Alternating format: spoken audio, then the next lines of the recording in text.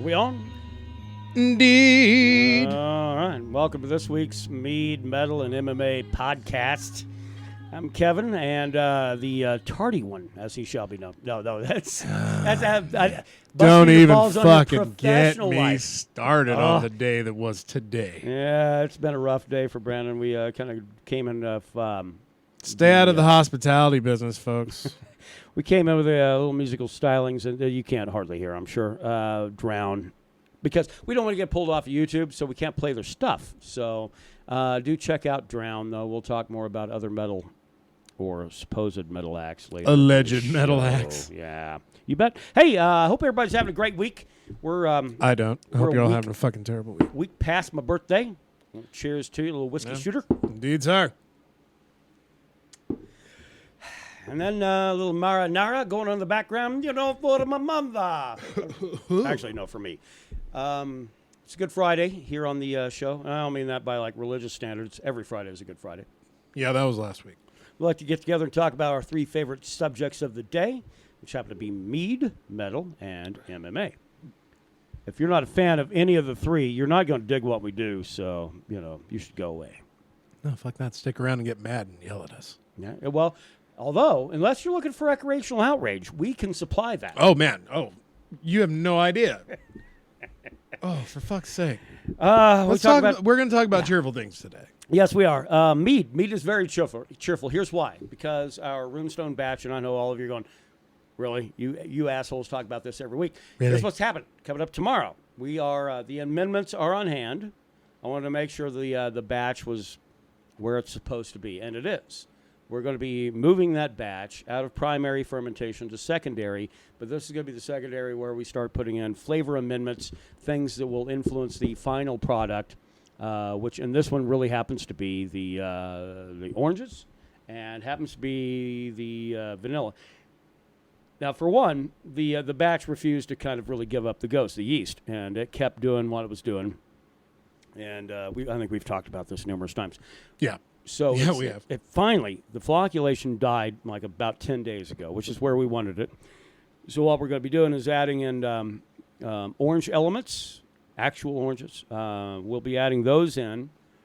I want to make sure that we have the right oranges in order to be able to get our hands on them. I didn't want to do blood orange. Look, I have nothing against blood orange, but I didn't want our mead coming out looking weird, frankly. Yeah. So I've got the right oranges.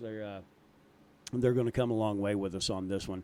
I don't think we need to use more than about 2 or 3 of them in a 5-gallon run. No, that citrus is some pretty powerful shit. Yeah. So we're going to be looking at that. We're going to also add our amendments of vanilla. Decided to go with straight vanilla, true extract, and not just an imitation or anything else. Sometime, if you actually really get bored, look through your spice aisle, look at vanilla and read labels. You'll be stunned by the amount of differences that exist on vanilla extracts. Right. So, but anyway, I found one I think is fairly respectable. I don't want to give them a plug because they're not giving us money. So we're going to go with that, and we're going to do that tomorrow. Busy day tomorrow. Yeah. So we'll be getting that happening. Hey, what did y'all think of the song last week? Hope y'all enjoyed it. I don't know why I came out so creepy there. I think I didn't mean to. There were a few of you said, sounds kind of sloppy. And you'd be right. That's the way we want it to be. Yeah. We're mired in slop here. No, the problem is because I had one, it was too clean. So I went back and then plugged another one in, and it was way it was almost like I felt like I was coming to the cabin of the 3 bears, trying to figure out where I belong. Now, if you go back and listen to like our cover of Cortez, which came from a sloppy composer to begin with, I think we do slop well. My brother had pointed out that, I apparently have like a lot of influence from Neil Young and Dave Cantrell. I mean, that's, apparently, if it's a guy that probably shouldn't be playing lead and they're playing lead, I can get behind that notion because that's kind of where I'm at. I'm no Yngwie Malmsteen. Who would aspire to be such? God, he got fat. He did not age well. Yngwie? Yeah, Yngwie did not age well. Even in 06, he looked like shit. Some on a G3. G3 was like John Petrucci from Dream Theater, Joe Satriani, and Yngwie all doing like a super concert and then coming together at the end and doing like Jimi Hendrix licks and shit. Yngwie did not look good. John Petrucci, I think, had a birthday yesterday, if I'm not mistaken. But anyway, no, Yngwie, that guy was like a scrawny little bastard, like back on surfing with the alien. Yeah. Oh no, Yngwie didn't do that. That was Satriani. Or Satriani. Yeah, Yngwie, Satriani still looks. I mean, he's just Satriani is bald still now. the That's same about guy. it. No. I was seamlessly, I guess, conjuring all the weird guitar players from the '80s. But yes, into yes. one Yngwie big Malmsteen being. actually did transpose into a character of himself, a caricature. Right. God, being shred. Oh yeah. Oof, no doubt about it. Although, I mean, that became the thing. Is like, hey, kids, learn how to play your scales. You know why? Because you can get really, really fast at them. You can move along and play a scale on pretty much every chord structure that exists. And he created I can't bust the guy's balls. He created a really great generation of lead guitar players that really killed metal by all rights. Yeah. He allowed our historical referent to move beyond where we're at. Shit, we're still talking about Mead. Actually, I guess we can probably wrap up. Yeah, we're looking at Runestone moving to the next phase, which will be about, with amendments, 15 to potentially 25 days or so. And then we're going to move it to its final, and it'll rest for 30 days, and then we'll bottle.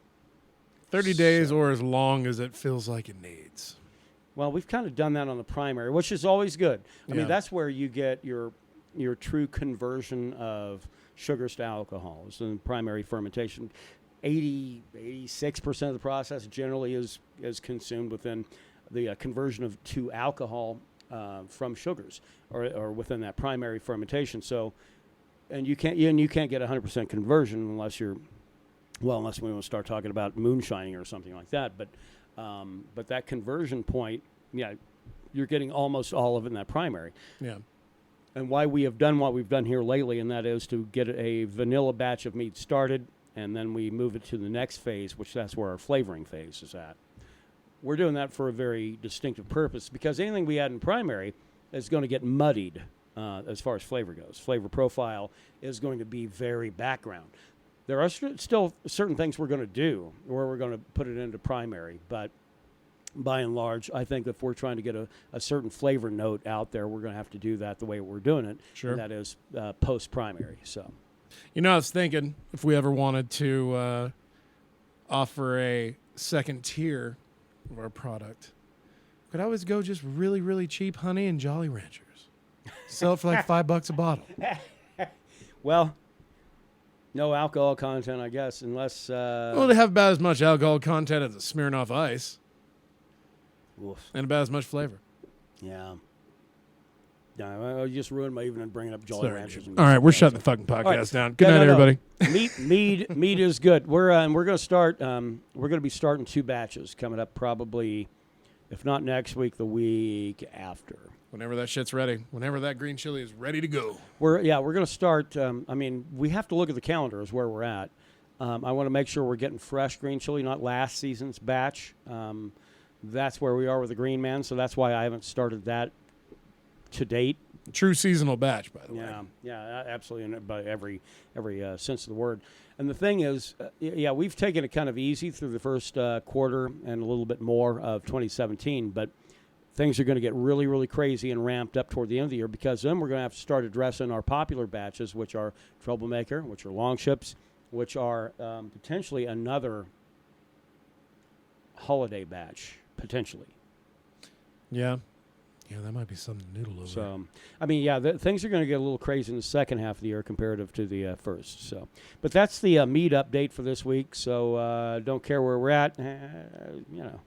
Skip to the end. Whatever. Suck it. Yeah. Okay, so move on to metal. When I drove over here after making the super mistake of stopping by my day job. After getting beaten down by the man. Oh, the fucking man. I was just we have a radio station here called Wolf. They only play during the day. They play 90s alternative rock and a smattering of other shit.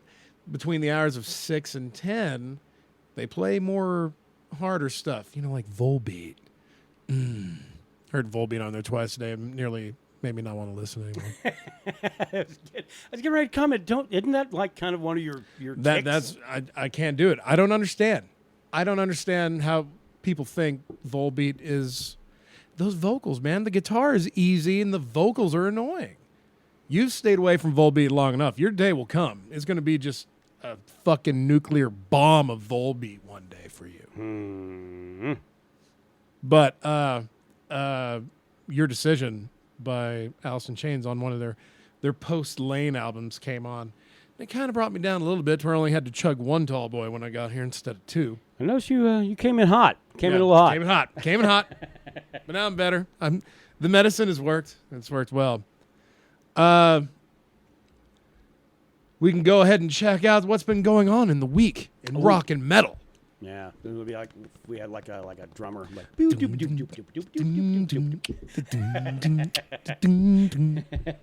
just loop that over and over again. yeah.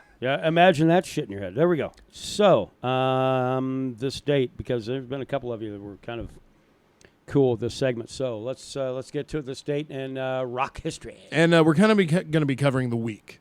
Sure. Because, especially in metal history, not a lot went on. Well, after last week, hell, who could, Yeah, that was just apparently your birthday was a great day for metal. Yeah, absolutely. British Steel came out on that date. Don't let it go to your head. No, it did. It did already. It already did. So we're going to go ahead and take a look at what happened on this date in rock history. So yesterday, April 20th, 1968, Deep Purple makes their live debut. It's pretty big, 68.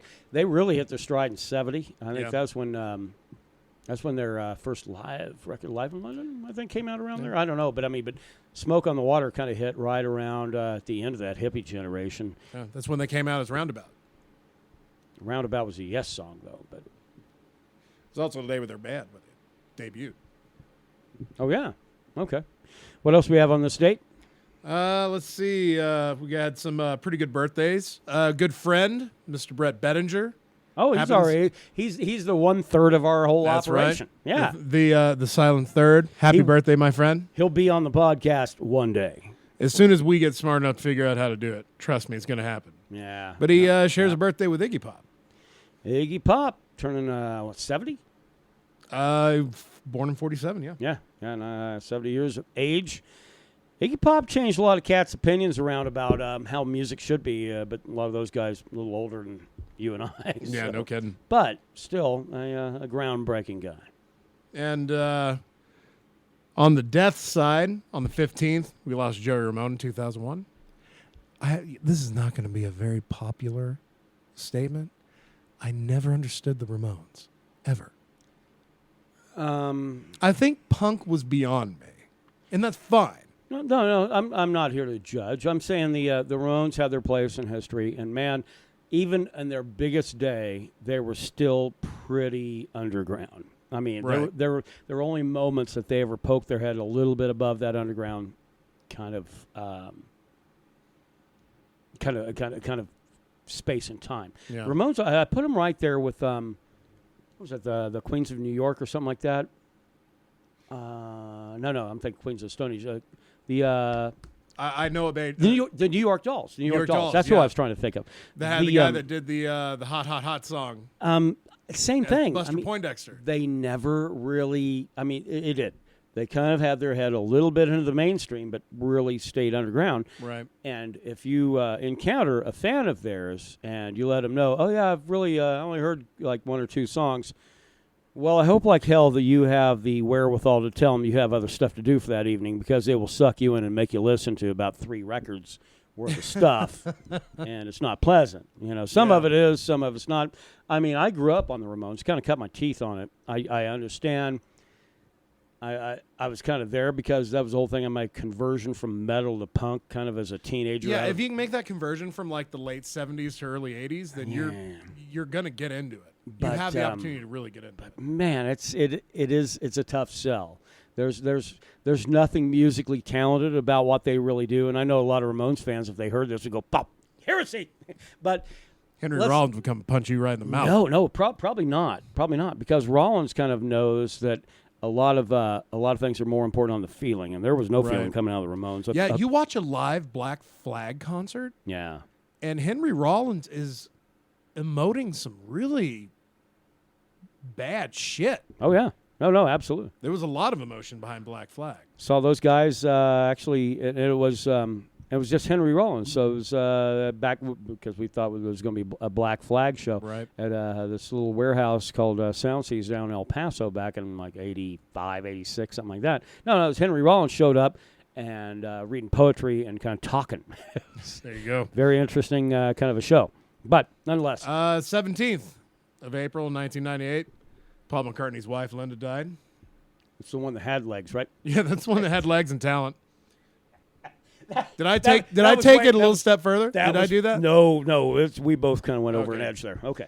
And, of course, a year ago today, we lost the Purple God. Man, I'll tell you about Prince is that there's a lot of guitar players like, well, I didn't really necessarily care for that kind of music. That guy, that was a smoking guitar player. And if you don't believe me, get on YouTube, do it, any kind of a pull up search. Any live thing. Any live thing that Prince did. Yeah. That guy was the best guitar player on every stage he was on. I mean, legit talent. Fucking legit. Oh, yeah. I mean, Prince was, especially in the 80s when I was growing up, the When Doves Cry, that's the music video where he's crawling out of the bathtub, right? Yeah, maybe. You're trying to hit me with videos. Yeah, the music video, well, yeah, that's product of my childhood. The music video where he's crawling out of the fucking bathtub, I think I saw that when I was like 8 years old. And then I think right after that, I saw a Little Red Corvette. Could be. That's what a lot of people nail him with. They're like, "Oh, Little Red Corvette, man, really talented guitar player you got there." Yeah. No, plug in anything live that guy ever did. That's YouTube. why anytime you went to go to a Prince concert, you were going to get something fucking amazing. Other stuff outside of metal, if we're done with that portion. There's a couple. Well, drummer of AC/DC, Phil Rudd, threatens, pled guilty to the charge of making a threat to kill someone. Wow, that band has really died. AC/DC? Yeah. First drummer, now Brian Johnson. I mean, shit. What is Axl Rose gonna fucking tour them forever? Yeah. No. Apparently, that's what Guns N' Roses are getting back, right? They've been toured for a while now. Well, Axl with AC/DC. Well, that tour happened, and then the Guns N' Roses reunion tour happened. Right. I don't know. I mean, really, without Axl and Slash, that band, I hate to say it, that is kind of the two biggest portions of that have to be there. Yeah. Really, outside of that, kind of a slow day on the history front. All right. Other shit outside of metal, 753 BC on this date. That's when the traditional date of Romulus and Remus found Rome. Old Uncle Romulus and Remus. I think that's actually, I'm probably quoting a Disney thing there. 1792, a guy kind of preceding William Wallace out of Scottish history. Oh, I don't give a shit about that. Brazilian history. I really don't give a shit about that. Tiradentes is hanged, drawn, and quartered in Rio de Janeiro, 1792. And 1918, a guy who would later go on to found a big pizza corporation named after him, the Red Baron.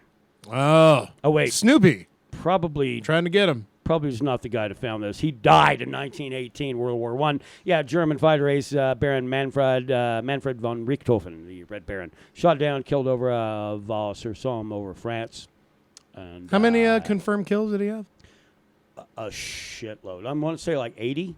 Probably one of the greatest flight kill records of all time. Yeah. We'll call it about 201.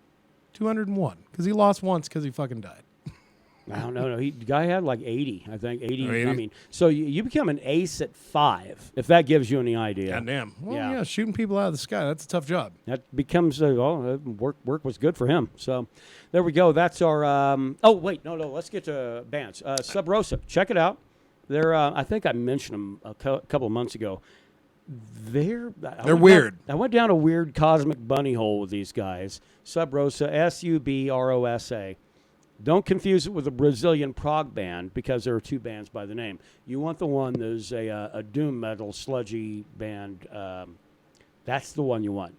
They've got a couple of albums out, and they are both. Well, actually, they've got 5, but there are 2 that you can access on YouTube. They're very peculiar. They go from a really weird doom metal thing to a weird a cappella, full-blown harmonic thing that was really, really interesting. And then back to just a weird, sludgy little thing. It's a band I can really enjoy, I think, because they keep making me think. Right. If you don't want to think, though, I don't know if that's the band for you. It certainly does penetrate the mind. Which might be a bad thing depending on your current mindset, but If certainly something to check out. If you're wanting something you don't have to think about, plug in Wind Hand and search for Fisher King. That's about a almost 18-minute long song, something like that. It doesn't change a whole lot. If you're just feeling like a little doomy fill-in, that's what you got. And something we forgot to cover last week, 12-year-old son of Robert Trujillo, bassist player of Metallica. Metallica, yeah. Filling in for Korn. Fieldy, the bassist of Korn, had to back out of, let's see, I don't think it is a current U.S. tour. I don't think they've embarked on that yet. I think this was overseas in another continent. Brazil. Actually. Oh, yeah. Actually, it's Fucking, Brazil. why is Brazil such a constant theme on his podcast? Came out. In the dick. He's going to be, he's filling in for him on this particular leg of their world tour. Mm-hmm. Fucking 12 years old. Yeah. Playing bass live for yeah, I mean, I dug on Korn when I was a teenager, man. You could certainly insert the jokes right here, like, yeah, well, a 12-year-old can play their bass parts. And well, yeah. I mean, no lie, but I also think of who this man's father is. This kid is going to be It's a shogun of bass players, man. I don't buy into the whole thing that DNA ends up, transferring on things like that, skills like that. But I do think that there's a musical base that does transfer from generation to generation within the same DNA. Very musical family I come from.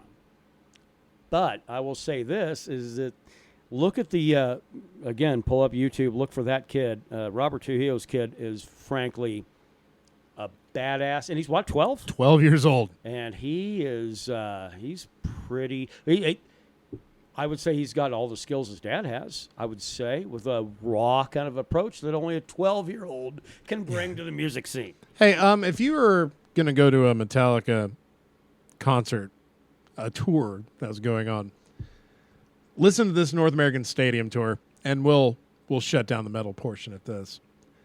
Avenged Sevenfold, Volbeat, and Gojira opening for Metallica on their stadium tours. Well, so would you show up late to that? You said something. You got Volbeat, Avenged Sevenfold, and Go Fuck Yourself. Go fuck. Sorry, Patrick. Or Gojira. I'm sorry. Close. I was close. I would show up very late. I would be like the guy pitching like counterfeit T-shirts in the parking lot. Oh damn! You'd be one of them like Lubbock, Texas, $10 T-shirt guys in the parking lot. Just to kill time. Yeah. Well, hey, that's about all we got for music. To MMA. And here's the problem. So we're going to be able to talk about an active card this week. After this week, we're going to have 2 solid weeks where we don't have anything to talk about except for MMA drama. We'll probably just end that and probably eating like MMA member berries. Like, hey, you remember back when this guy did this? Or we can talk about when Ronda Rousey said she's willing to have Travis Brown's children. Oh, God. Oh, that's this week. Whoops. Yeah, that's a little current. Well, yeah, we got, last week, got to cover that. Demetrius Johnson tying fucking Silva's record. That little man is the craziest freak in the entire sport. He tapped out a BJJ black belt with a fucking armbar. Yeah. Who does that? I don't know. Nobody. They kept saying, well, he doesn't want to get on the ground with this guy. And he did. And he got on the ground and finished him. And the first time he knew he wasn't ready to tap him on the ground if that opportunity came. Let him out. The second time it went to the ground, that was it. After Reyes had already been, or Hayes had already been broken down. He's tied Anderson Silva's record. The next one that he gets on a title defense, he owns the record. Probably a record that will probably stand the test of time now in this new regime. In 20 years, probably will not be touched. It's like the Undertaker's record of WrestleMania, man. See, now this is fucking where I'm sorry. Let's shut the podcast down. Good night, everybody. Brandon's had a hard day. Let's move on. But no, Demetrius Mighty Mouse Johnson, my opinion, and I'm sure yours as well, pound for pound greatest fighter. He is, absolutely. Because you can't present evidence that he's not. I mean, there are websites on Monday that were cranking up. Here's why he's not the greatest fighter of all time. He is. He is the greatest fighter of all time. I think he defends that belt one more time, owns that record for himself, goes up to 135 for fucking super. Why not? The 125 division can't move on until he does. That's true. McGregor made the same threats when he won the featherweight belt. Like, oh, well, now this division is mine. Mighty Mouse has actually done it. Mighty Mouse has defended, though, and Conor yeah, never, ever has, and may not. Anytime I bring that name up, well, you know, because I do know. I'm aware. Until he ever defends a title, you know that I'm going to run up the bullshit. I'll say he's far more spectacle than he has talent as of right now. Although Dana White is speculating there's going to be a 100 to 70 split, 100 million. I think to that's 70 fair. million split. Yeah, 75 mil for Conor, 100 mil for fucking Mayweather on top of any points on top of that. Yeah, I think that's guaranteed money. But do you think Conor ever returns to UFC after making that big payday? There's no reason for him to ever even step in an octagon. As a fan of his, I want to say fuck yeah, of course, because he's a fighter and a champion. But as a guy with a pile of money. But yeah, as a guy that has, I've suddenly jumped into a completely different fucking tax bracket altogether. The only reason for him to do it is because he wants to compete. That's it. He doesn't need the money anymore. No, that might be the only thing that brings him back. All right, let's get to tomorrow's card. I was going to talk about Jacare, but Robert Whittaker is a beast. We'll see him at middleweight. He'll be back. A bunch. Jacare will be back. Whittaker will continue doing what he's doing. That guy might have a belt around his waist one of these days. All right, UFC tomorrow. Fight Night 108. God, there's UFC Nashville. Fight Night. Shit. Perusing the card here. Yeah. First fight that jumps out at me is right in the middle of Fox Sports 1 prelims. You got the ginger fucking assassin, man. Smiling Sam Alvey. Coming out battling Talis Latis. Outside, he had a pretty shitty run there. Lost 2, but then he's come back and won 4 in a row. Yeah, but he hasn't shown that weird explosiveness. We saw his weird, goofy stuff that doing weird here like 4 years ago, 3 years ago. Yeah, that countering capability. Yeah. Yeah, he's been a little. That's been a little vacant here lately. But last 2 went the distance, and they weren't very, very entertaining. No, I'll give you that. But I have to go with my blood. Yeah, and my hair color. I'm not picking Latis in this fight. I think it's going to be a decision victory, probably 3 rounds. Yeah. Probably about a 29-28 for Alvey. We got Joe Lozon, the bonus of the night record holder, I think, battling Stevie Ray. Joe Lozon. Lozon with another big immediately. finish. Probably make another $50K at the end of the night. Probably. And this at bantamweight, pretty good fucking matchup. John Dodson fighting Eddie Wineland. Man, I was a little shocked to see that Wineland is actually back and active again. Yeah. He did. I expected him to have too much rust on his last fight, and he came out and looked crazy good. But Dodson's looked great at 135. Right. So, Dodson, after bumping up 10 pounds, has looked really good. I'd say Dodson by decision. I mean, but Wineland. I know those are Wineland 2 guys that that like to strike. Wineland could finish. Yeah. But I think Dodson will fight for a decision. I don't know. Dodson at 135, I think, has finished all his fights at 135. No, I don't. I think the last one was a decision. Because he's had, I believe he's had 2 fights at 135. I thought he had 3, but I don't know. I could be wrong. I do think that. I think Dodson probably by decision. I think that's how that's okay. I take he finished Gamburian after the Mighty Mouse loss, right, and then lost to Lineker in a split decision. Yeah. So yeah, I think. So yeah, that decision. That could happen. Decision Dodson probably. All right. What else is jumping off the card at you? Let's see, and we've hit the main card here. OSP, over in St. Preux, fighting Marcos Rogério de Lima, who came in at a whopping 210 pounds, busting weight yet again. Is this a catch weight then? Or? They have officially called it a catch weight.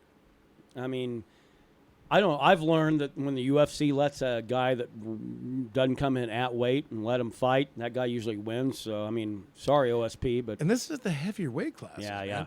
And OSP is a guy who needs a win badly. Right? No, he's Hadn't won a fight. Let's see. I don't think he's won a fight since the before John Jones fight. Before Yeah. John Jones. I mean, he's got skills, but the problem is that I don't think he has a finisher's mentality, first of all. Number two, I think that he operates on the basis of waiting for his opponent to make a mistake. Now, is that going to happen? Maybe, because who knows? Silva, but coming in overweight the way he did, that's an advantage. I think 4 pounds is always going to help you out. Sure. Oh, yeah, because he's probably going to come in rocking 230 solid. Oh, walking at 240 easy. Yeah. And with it being a fight, OSP needs a win. It's a tough fucking night for him. Yeah, bye-bye. 4 in a row. I mean, that's What else we got? tough to argue with. Let's see. In the co-main event of the evening, one of my favorites, Al Iaquinta. Al, don't you boo me, Iaquinta. Finally comes back to a card that's not even in New York.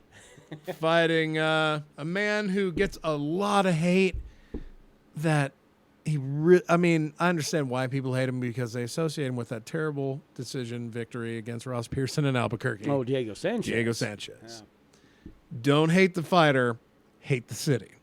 Yeah. Hate Albuquerque all you want. I encourage that. But Al Iaquinta is a guy, he beat Masvidal by a weird, controversial little decision. Split decision. Yeah, that was the and he hadn't fought in 2 years. And then he went and sued the promotion, and apparently he must have dropped that lawsuit. So I'm Appeared pretty at a sure. backyard wrestling event as well. If you think Brandon's lying, look it up. YouTube He hit was an there. Al Iaquinta backyard brawl or something like that. I think he Just- threw down like a body slam through a table or something like that. It was some complete WWE shit, and yeah. So, which makes me sometimes question his professionalism, if you don't mind. Understandably so. Diego Sanchez by a finish in the third. I'm going to disagree with you. I think Al is going to come out and grind him to a split decision fucking win.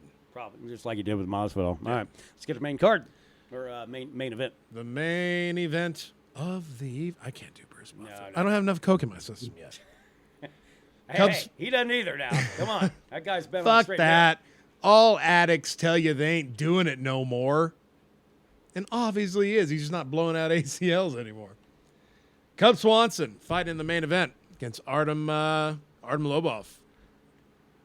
Well, I think this is a set fight. One for of Conor Swanson. McGregor's training partners. I think it's a set fight for Swanson. I can't go with training partners anymore because we saw it with Jessamine Duke, with Ronda Rousey. We saw it with basically Gunnar Nelson has been very pedestrian. He's another training partner of Conor's. Right. No. I think Cub Swanson, it's a set fight for him to After be that able to. fight with Do Ho Choi, that was a pretty damn close fight of year candidate, if not one. Cubs won 3. A loss to Lobov will put him at 500. We'll put him at fucking 50-50. But I don't think that's going to happen. That's why you are the the sparring companion, because you're getting paid to get beat up. Yeah. He is on a 2-fight win streak, but Cub Swanson is on a hot streak right now. Yeah, absolutely. I think he finishes it, and I'm going to venture that he finishes it pretty... Kind of early, second. No, I don't think so, because Lobov is tough to finish. He's only been knocked out once. Yeah. But I he's think been Cubs, finished twice. He's been Cubs sub twice. really lanky. That guy's good at some really long submission kind of moves. We might be seeing some 10-8 rounds in this main event. That could be. Hey, and 10-8s are actually a little bit easier to get nowadays, too, with the new rule schedule that they have within the UFC. Which I like, as long as they're not so, leisurely giving them out. Yeah. I mean, know when to give them out. Make the 10-8 the appropriate decision when it... Kevin and I are going to be figuring out how to become MMA judges and trying to bring justice back to this wonderful sport that we love. Oh, Christ almighty. Let's go ahead and move on to the big finish. What's a big finish? Big finish is, so we're obviously watching fights tomorrow. Going to be listening to what you got. I'd go back old school and go back to the that Metallica record. That's what I would do. Oh, the Hardwired? Yeah. Yeah. You know, I mean, especially for a day like today, Metallica sounds really good. Mead, I would go ahead and recommend a batch 1. That's which we still have a lot in stock. So, Either that or Pounding a Tall Boy. or Wow, that sounds like I'm about to do something salacious on the weekend. So, yeah, there we go. That's our picks. Batch 1, Metallica Hardwired, and Sam UFC Alvey by Nashville submission. tomorrow. That's my pick for MMA. right. Mead pick is Troublemaker. Metal pick is Metallica. MMA pick is Sam Alvey by submission. All right, you savages. We're going to go ahead and pick it up and do it again next week. Enjoy your weekend, and we'll talk to you bastards later. Good night, my friends.